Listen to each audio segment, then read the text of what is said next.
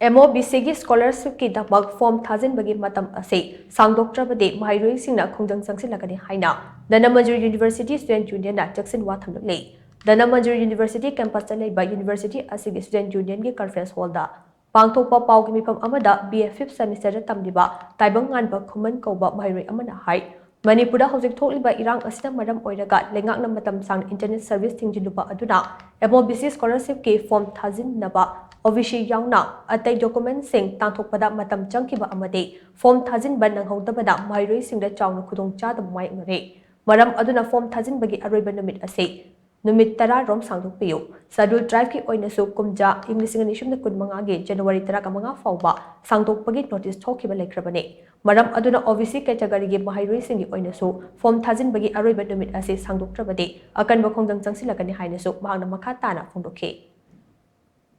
अखोई के हजिल लेबा लेबाकी रांग असिना मतम सांगना मतम कक्तबिदा इंटरनेट की अथिंग थमखिबदगी अखोई की MOBC स्कॉलरशिप असि चंगबा डॉक्यूमेंट सिंग अखोई की स्कॉलरशिप की चंगबा डॉक्यूमेंट OBC गुम्बा अखोई की इनकम गुम्बा सि अनमना तांथोकन नंगहौदबदगी छात्र सिंजिना ngasi maksu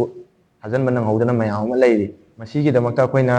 mari leinaba authority singda akoina tang 13 ta ai bache oina su thajaluba leire hoji phawgi oina di response amata lakri maram asina ngasi phawgi manungda akoina extend tawbiyo haiba matam adu phawa tawbirak ta agadi akan makun chengjalagani hana media gi thong haije ST gi oina su 15 January phawadi sangtokhrena akoi loimak notice thoktana loikre akoi ju at least 15 yauda ta ga su numit 10 ni natragana 13 ni oiba ta ga su extend tawbiyo haina haije ki